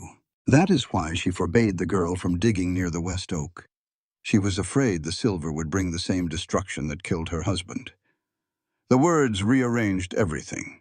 Clara's cabin was not just a home. It was sitting on top of the very thing that was killing Georgetown. Silver. The one resource that still had value even in the panic, if you could get it out of the ground cheaply enough. And Draven knew. Harrison continued, his voice fading. "I should have told her years ago. That is my sin. I let an old promise to a dead man keep a living girl in poverty. That silver is hers, Luke. Always was." The old man's eyes drifted to Luke's belt, where the handkerchief hung. "That is Danny's work, is it not? I recognize the stitching. He was left-handed. Could never get the stems straight." Luke pulled it out, held it in both hands. The embroidered flowers, uneven, crooked, stitched by a 15-year-old boy who was bad at needlework but tried anyway because he wanted to give his brother something beautiful. "He made it for my 19th birthday," Luke said. "Said every man should carry something beautiful." Harrison reached out and touched the embroidered flowers with a trembling finger. "He was a good boy, and he would be ashamed of you right now, hiding on this ranch while the woman you love is about to lose everything." Luke stood. The decision was not complicated. It was not even really a decision. It was a recognition of what he had known for 17 days, but had been too afraid to act on. He saddled his mare in the dark. Georgetown was 3 miles east. "Hold on, Clara," he whispered into the wind. "I'm coming." Above him, a single star burned in the break between storm clouds. 3 miles away in a cabin she was about to lose, Clara sat at her mother's table, staring at the same star through her window and thinking about a man she missed so badly it felt like a limb torn away. Neither of them knew the other was awake. But we know, day 28, 2 days before the deadline, Clara Whitmore was packing her mother's Bible into a crate when the knock came. She walked to the door, ready to tell Draven she would be gone by Friday. It was not Draven standing on her porch. Luke Mercer looked like he had ridden hard, dust on his clothes, sweat on his horse, urgency in his eyes that she had never seen before. Not the quiet patience she was used to. Something sharper, something that said time is running out. "Before you close this door," Luke said, "I need you to listen, not for me, for yourself." Clara stood in the doorway. Nell was behind her at the table, watching. The two women had been packing Clara's belongings into crates, preparing for the evacuation Clara had accepted as inevitable. Nell's bruises were fading. Her eye was open again, ringed with yellow-green.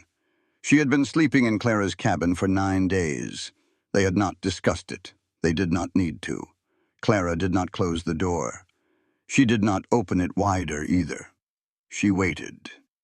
Luke talked.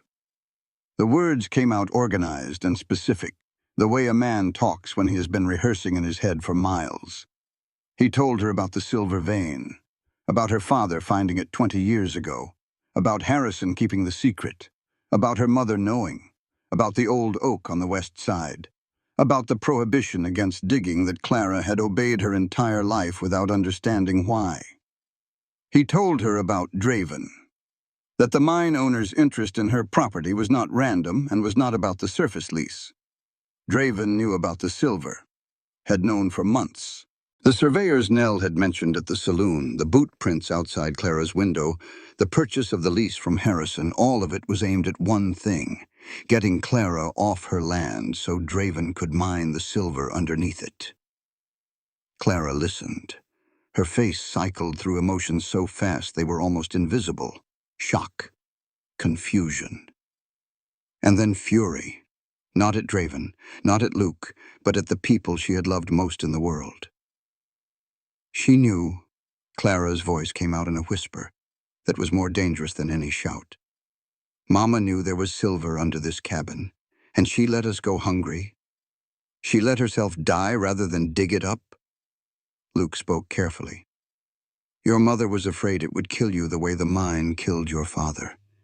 She chose your safety over my survival, over her own life. Clara's voice cracked. The composure that had held for 28 days shattered. She could have saved herself, Luke. We could have afforded the doctor. $3. She died because of $3, and the money was under our feet the entire time. Nell stood up from the table, put her hand on Clara's arm. Clara shrugged it off, then grabbed it back, held on. The grief was enormous. Not new grief, but old grief, re-examined, turned over and found to have a second face. Her mother had not just died of fever. She had died of fear. The same fear that Clara had inherited and wrapped around herself like a shroud. The fear of risk. The fear of reaching for something that might save you because it might also destroy you. Clara was her mother's daughter in more ways than she had ever understood. But there was no time for this. Draven's deadline was in 2 days. Luke pulled a folded document from inside his vest. He set it on the table. I hired a lawyer, he said, in Denver. Used Harrison's recommendation. He filed a claim asserting your mineral rights to this property based on your father's original discovery and Harrison's sworn testimony. If you sign this, the land reverts to your ownership. Draven bought the surface lease, but he did not buy what is underneath. The mineral rights were never Harrison's to sell because they belong to you. They always belonged to you. Clara stared at the document, looked at Luke. You spent everything you have on a lawyer for me? I spent everything I have on what is right. You would have done the same. The moment hung in the air. Nell watched from the table. The cabin was quiet except for the ticking of the cooling stove and the sound of wind outside. You spent $600, Clara said slowly. Every cent you have saved in 9 years. On a woman who told you to get out. Luke met her eyes. Worth it. Clara felt something move inside her chest. Not the crack of a wall coming down. Something more fundamental. The shift of a foundation, realigning. The recognition that this man had done what she had spent her entire life being unable to do. He had risked everything for someone else without guarantee of return. And this time, unlike the Draven visit, he had not decided for her. He had built the option and brought it to her door. The choice was hers. This time you asked, she said quietly. I am learning. Clara picked up the pen Henderson had lent her for addressing the crates. Signed her name on the document. Not because she trusted Luke completely. Not because she had forgiven him. Because she chose to fight instead of flee. The next day, Draven came. He arrived at Clara's cabin with 2 men. His composure was intact, but thinner than usual. The calm surface stretched tight over something hot underneath. He had heard about the lawyer, about the mineral rights claim, about the fact that the woman he had been planning to evict was not leaving. You are making a mistake, Miss Whitmore. Draven's voice was measured, each word placed like a card in a hand of poker. Lawyers cost money. Judges cost more. And Georgetown has a short memory for women who make themselves inconvenient. Luke stepped from behind the cabin. He had been there since dawn, waiting, not reaching for a weapon. He did not carry one, just present, solid, the size of him enough to change the geometry of the confrontation. You are threatening a woman in front of witnesses, Draven, in this territory that still carries weight. But the person who ended the confrontation was not Luke. It was Clara. She stepped forward, past Luke, past the men Draven had brought. She stood directly in front of Silas Draven and looked him in the eyes and did not blink. You want this land? Buy it at fair value, in open court, in front of every person you have squeezed and bullied in this town. If you dare. Then she turned.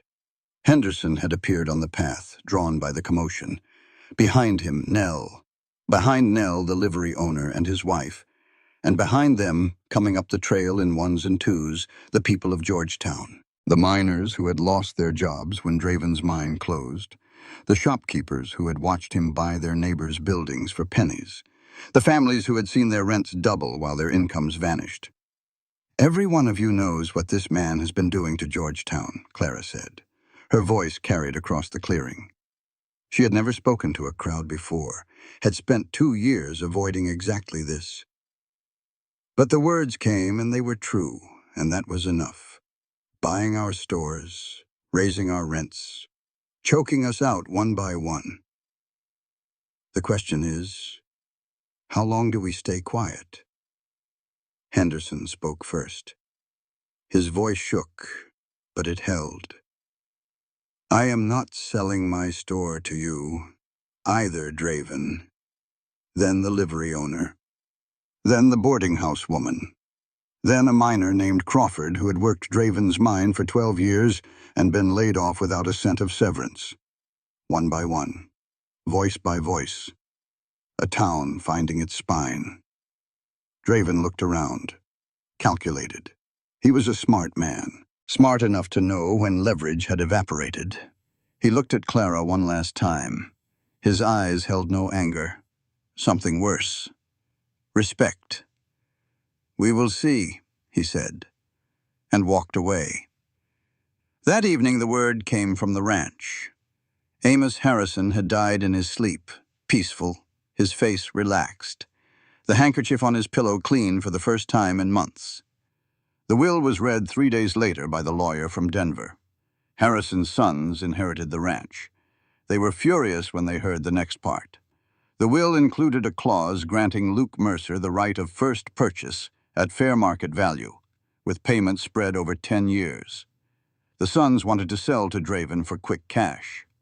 The lawyer informed them, with barely concealed satisfaction, that the clause was ironclad. Harrison had been a careful man. There was also a sealed envelope for Clara. She opened it alone, sitting at her mother's table. One line in shaky handwriting. The silver is under the old oak on the west side. It always belonged to you. I am sorry I did not tell you sooner. Your father asked me to protect you, and I confused protecting with hiding.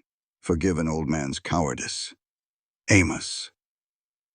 Clara read it twice, folded it, placed it in her mother's Bible next to the pressed wildflowers her mother had saved from her father's grave. 3 generations of secrets finally in the light. That night, Luke found Clara on the cabin porch. First snow falling, soft and quiet, the flakes dissolving on the warm wood of the railing. What happens now? Clara asked. Harrison left me a chance to buy the ranch. Fair price, 10 years to pay. It will take everything I have got and then some. And you just spent everything on my lawyer. I did. A pause. Worth it. Silence. Snow falling. The mountains disappearing behind white. I need you here, Clara said. Not because I need protecting, because I choose not to be alone anymore. If you still want to stay. I have never wanted to stay anywhere more. No kiss. No embrace. Just 2 people looking at each other across the space that fear had put between them and choosing, deliberately and with full knowledge of the cost, to close it. That night, Clara Whitmore did something she had not done in 2 years. She cooked supper for 2. 6 weeks after Amos Harrison died, on a morning in late October, when the first real snow blanketed Georgetown, Luke Mercer walked into Henderson's general store and did exactly what he had done 6 months earlier. He bought a cherry pie. But this time, when he asked Clara which one would you choose for me, the question meant something else entirely. The weeks between the confrontation and this morning had been filled with the quiet work of rebuilding. Not just buildings and businesses, but trust and connections and the fragile architecture of two lives, learning to lean toward each other instead of away. Draven's end came not with a bang, but with a ledger. Colton, Draven's own foreman, the man who had spread Luke's secret through Georgetown, turned on his employer. The reason was simple and human. Draven had stopped paying his men. The silver panic had finally consumed the last of his resources, and the man who had bought half of Georgetown on credit discovered that credit has a memory and a temper. Colton walked into the territorial marshal's office with a stack of documents showing falsified deed transfers, bribes paid to the county assessor, and rents collected on properties Draven did not legally own. The marshal, a methodical man named Bryce, who had been waiting for exactly this kind of evidence, arrested Draven at his office on a Tuesday morning. The trial was brief. A county judge reviewed the evidence, heard testimony from Henderson and the livery owner and 6 other Georgetown residents, and sentenced Silas Draven to 5 years at the Colorado Territorial Penitentiary in Cannon City. On the morning Draven was escorted out of Georgetown in a marshal's wagon, the route past Henderson's store. Clara was inside, arranging the day's pies in the window. The wagon stopped. Draven, hands in irons, looked through the bars and found Clara's face through the glass.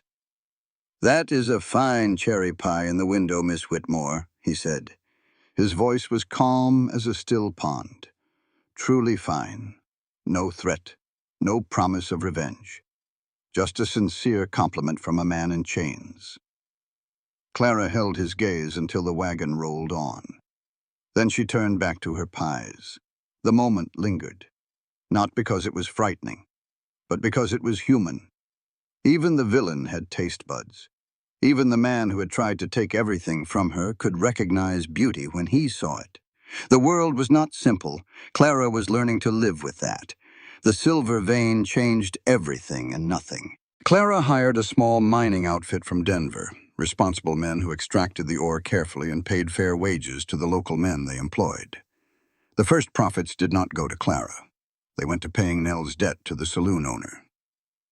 Clara walked into the Elkhorn Saloon on a Wednesday afternoon, something no respectable woman in Georgetown had ever done, and placed the money on the bar. "Every cent Nell owes," Clara said to the saloon owner, a thick-necked man named Garrett, who looked at her like she had grown a second head. "She is done here.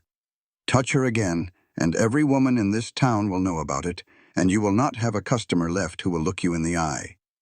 Garrett took the money. He was a businessman. Losing Nell was cheaper than losing his reputation. Nell walked out of the saloon that day carrying nothing but her bundle of clothes and her dignity. Clara was waiting on the boardwalk. They did not hug. They did not need to. Nell looked at Clara, and Clara looked at Nell, and something passed between them that was beyond words. 2 women who had saved each other. The bakery opened in November, a real storefront on Main Street, the old blacksmith shop that Draven had bought, and that the court had returned to the town's possession. Clara and Luke spent a week cleaning and repainting and building shelves and installing a second oven that Luke bought with money he did not technically have yet, but was confident the ranch would earn. The sign went up on a Saturday morning. Whitmore Pies, established 1891. Luke carved it himself, the letters clean and deep. And when Clara asked why he had used her maiden name instead of Mercer, he said, "That is the name that made the pies. That is the name that stays." Nell became the manager. Mary Henderson, the storekeeper's 14-year-old granddaughter, became the first apprentice. Clara taught them both the way her mother had taught her, light hands. Do not work it too hard. Gentle does it. Luke exercised his right to purchase the Harrison ranch. The paperwork took weeks. Harrison's sons fought it with the petulance of men who believed they were owed something simply for existing. The lawyer from Denver held firm. The clause was ironclad. Luke signed the deed on a cold December morning with Clara beside him and Henderson as witness. He renamed it the Mercer Harrison Ranch. On the gate, below the new name, he carved one word in small letters: Daniel. That afternoon, he took the embroidered handkerchief from his belt, held it in both hands, looked at the crooked stems and the uneven petals, and the love that was stitched into every clumsy flower by a left-handed boy who wanted his brother to carry something beautiful. Luke tied the handkerchief to the gatepost. Let it fly in the mountain wind. It was not letting go. It was giving Daniel a home. Nell moved into the apartment above the bakery. Her first night in a room that belonged to her. Clara came to check on her and found her sitting on the bed staring at the ceiling with tears running down her face. "What is wrong?" Nell wiped her eyes. "Nothing is wrong. That is why I am crying. I forgot what nothing wrong felt like." They held each other. No words, no need for words. Just two women who had pulled each other out of the dark and were standing together in the light. And then the morning. The morning that changed everything one final time. Clara was delivering pies to Henderson's store. An ordinary morning in late October. Snow on the ground outside. The stove warm inside. Henderson arranging canned goods on the shelf the way he had done every morning for 30 years. The smell of cherry and butter and cinnamon filling the air like a prayer. Luke walked in. He had walked into this store 6 months ago for the first time, drawn by the smell of a pie that reminded him of his mother's kitchen. He had walked in every morning since, buying pie, exchanging words with a woman who did not want to talk to him, slowly, patiently, stubbornly earning her trust the way he earned a wild horse's trust. By showing up, by being still, by refusing to leave. Today he did not buy a pie. He set a small wooden box on the counter, hand-carved, sanded smooth. The lid was etched with tiny wildflowers in a pattern Clara recognized instantly. The same pattern as the handkerchief. Daniel's flowers. Inside the box was a ring, not gold, not set with rubies or diamonds or any stone that announced itself with flash and expense. It was a simple band of silver, forged from the very vein beneath Clara's cabin, the silver her father had found and her mother had hidden, and she had finally claimed. Luke had worked it with the Georgetown blacksmith's help, heating and hammering and shaping the metal until it became something circular and unbroken and exactly the right size. Luke did not kneel. He stood level with Clara, eye to eye, equal to equal, partners, not supplicant and savior. Clara Whitmore, I am not a perfect man. I carry a past heavier than any saddle I have ever lifted. I ran for 6 years and I almost ran from you. But you taught me that staying is harder than leaving and worth more than I ever imagined. I do not promise to be perfect. I promise to stay, every day. On the hard days and the easy ones, even when you push me away, even when the snow turns red, even when I'm scared out of my mind. You once told me to ask instead of decide, so I am asking. Will you give me forever? Clara looked at the ring. Silver from her own earth, shaped by the hands of the man standing in front of her. She looked at Luke. Gray-blue eyes that had held more sadness than any man his age should carry. But today held something else. Hope. Terrified, trembling, stubbornly persistent hope. She looked at Henderson, who was pretending to organize canned peaches and failing spectacularly to hide the tears streaming down his weathered face. She looked through the window glass where Nell was standing on the boardwalk, fist raised in a gesture that clearly communicated, say yes, or I am coming in there and saying it for you. And then inside her head, she heard it. Not the voice she had been carrying for 2 years, not the warning, not the fear, not the litany of reasons to stay safe and solitary and untouchable. She heard her mother's voice, saying the thing Clara had heard 1,000 times, and understood for the first time right now, right here, in this store that smelled like cherry pie and possibility. Light hands, Clara. Do not work it too hard. Gentle does it. Not a pie crust lesson, a life lesson. About how to hold something precious without crushing it. About how to reach for love without gripping so hard you strangled it. About how to let yourself be held in return. Clara took the ring from the box. She did not wait for Luke to place it on her finger. She picked it up between her own flour-dusted fingers and slid it onto her left hand herself, because this was her choice, her agency, her life. She looked up at him, eyes wet, smiling, the most unguarded expression she had worn in years. "I sold pies to survive. Then some cowboy tasted one and asked for my forever." She laughed, and the sound of it filled the store and spilled out through the open door and onto the street where the people of Georgetown were going about their morning.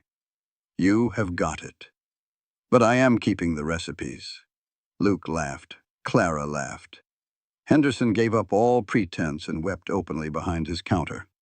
Nell banged on the window glass with both hands and cheered loud enough to startle a horse tied to the post outside. Spring came the way it always came to the Colorado mountains, slowly, stubbornly, melting the snow 1 inch at a time, revealing the earth underneath, brown and dormant, but ready. Always ready. Clara's cabin was now Whitmore Pies. The sign Luke carved hung above the door, and the door was open, and the smell of baking filled Main Street every morning like a promise. Clara stood at the long counter in the kitchen that was 3 times the size of her old cabin. She was teaching Mary Henderson to crimp a lattice top, guiding the girl's hands the way her mother had once guided hers. "Light hands, Mary. Do not work it too hard." The words came out of her mouth like breathing. Natural, inherited, passed from mother to daughter to the next generation, an unbroken chain of flour-dusted hands and patient instruction. Her belly was slightly rounded under her apron. A small secret she had shared with no one, except Luke. This morning he had placed his hand there, his palm warm and calloused and impossibly gentle, and said, "This kid is going to taste cherry pie before they can walk." Morning light streamed through the windows. Flour dust hung in the air like gold. The ovens were warm. The smell of butter and sugar and cinnamon filled the room, and the street, and maybe the whole valley. Luke rode past the bakery on his way to the ranch. He did not stop, just touched the brim of his hat in her direction through the glass. A gesture so small and so constant that it had become their language. "I see you. I choose you. Same as yesterday. Same as tomorrow." Clara nodded back. No kiss, no words. 6 months ago, this would have been impossible. Now it happened every day, and every day it still made her chest warm. As Luke's horse turned up the road toward the Mercer Harrison ranch, Clara caught a glimpse of his wrist. The embroidered handkerchief was no longer on the gatepost. It was tied around his wrist, the crooked flowers bright against his sun-browned skin. Daniel's work, Daniel's love. And next to it, knotted carefully beside Daniel's wildflowers, a thin strip of cotton. Clara recognized it. A strip torn from her own apron, the apron she wore every day, the apron that smelled of flour and butter and the life she had built. Luke carried both. The brother he had lost, the woman he had found, past and future, grief and hope, bound together on the wrist of a cowboy riding to work on a Tuesday morning. Clara saw it, said nothing, just smiled and turned back to the dough. Mary looked up from her lattice work. "Mrs. Mercer, you are humming again." Clara paused. She was. The song her mother used to sing while baking, the one she thought she had forgotten, the one that had come back the day she stopped being afraid. "So I am," Clara said, and kept humming. Outside the bakery window, Georgetown was waking up. Miners heading to this new cooperative shaft that the town had organized after Draven's departure. Henderson sweeping his porch the way he had swept it for 30 years. Nell unlocking the bakery's front door with keys that belonged to her, jangling in the cold morning air.